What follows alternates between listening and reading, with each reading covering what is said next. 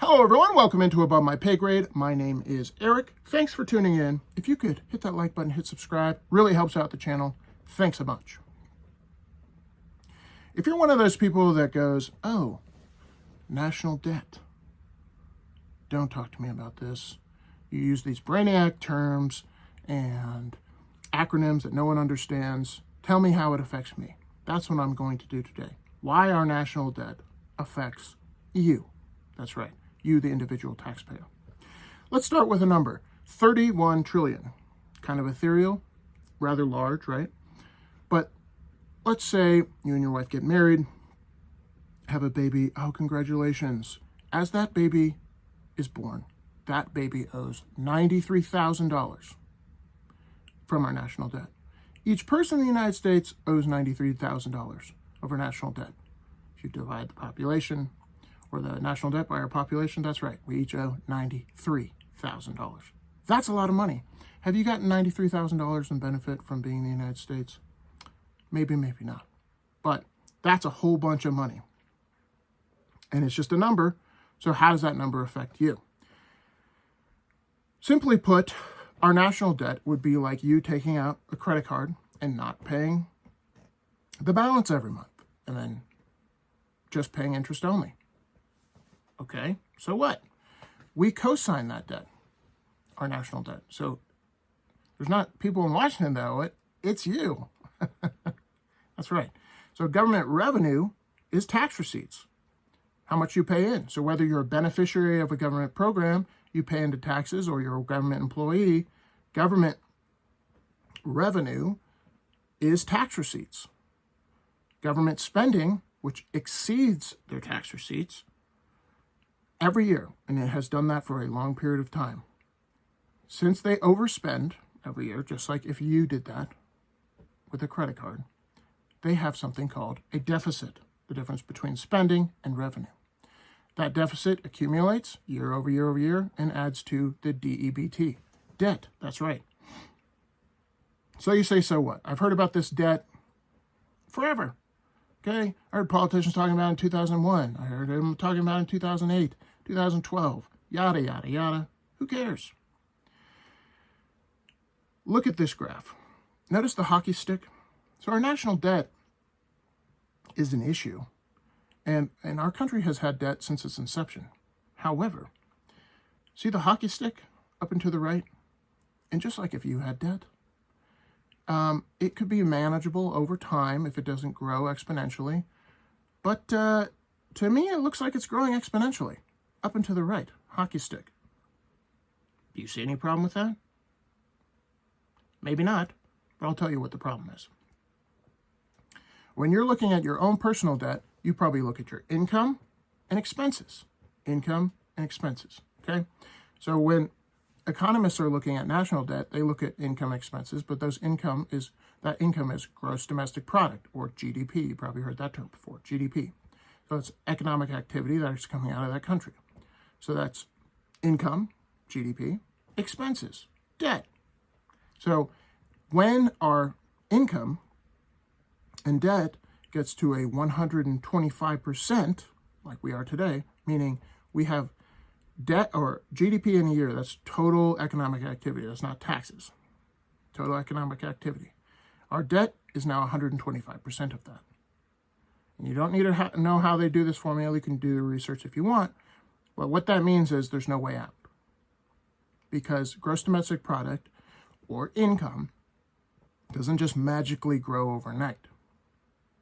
We are individuals who are productive, but productivity, which is often tied to GDP, doesn't just magically grow in an economy at 12%, 10% for decades on end. Because if you had debt, right, you would look at it and you're like, oh, this is unsustainable. I need to either increase my income or decrease my expenses. The only difference between you making that calculation in the government, they go, I need either increase my income, decrease our expenses, or print. Yeah, or print. That is option 3 for the government, and they take it every time. Okay. So here's why this matters to you. As of August 2022, it costs $678 billion to maintain the debt. That's 13% of total federal spending. That's almost as much as the biggest, most powerful military in the world, the United States military. We almost spend as much on just interest alone on our debt than we do on our military. That should give you pause. That should make you think, what? What's happening? That's right, $678 billion. And that number is growing by leaps and bounds. During the lockdowns, we took out 2-year notes on debt. So we locked in an interest rate for 2 years, just like if you locked in your interest rate on your home. A lot of you who watch this channel probably own homes.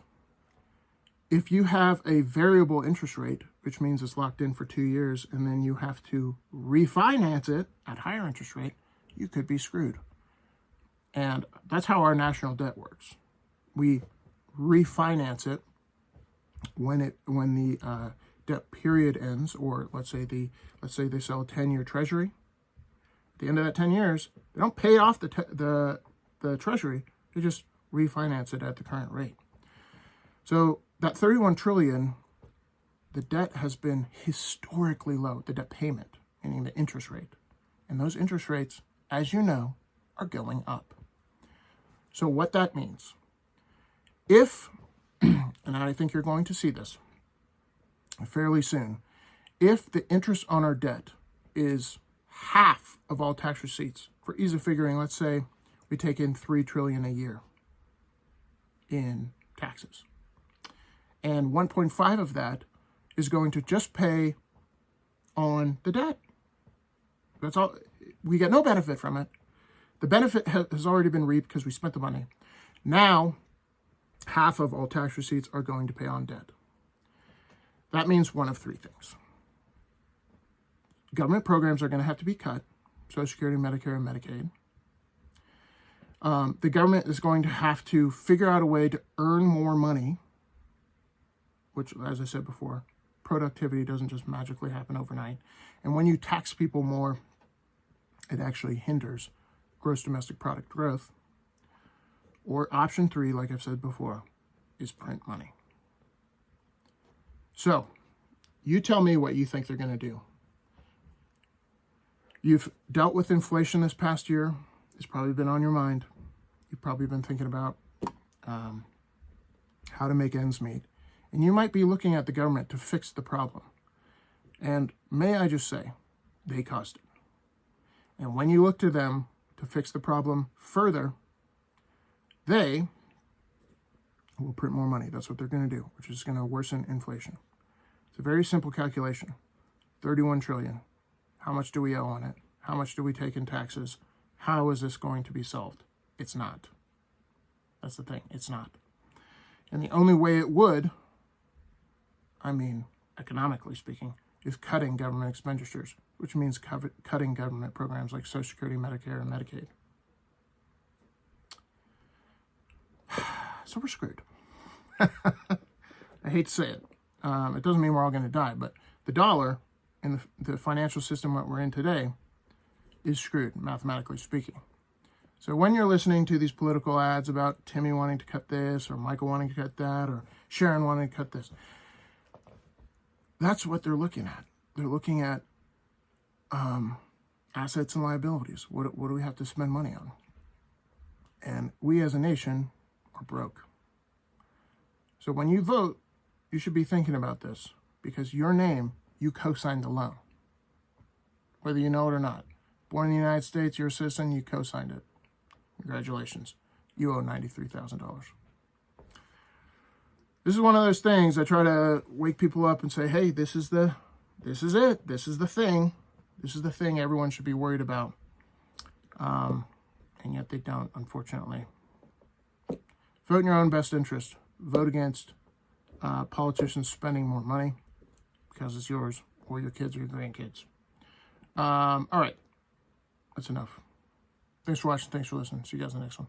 Peace.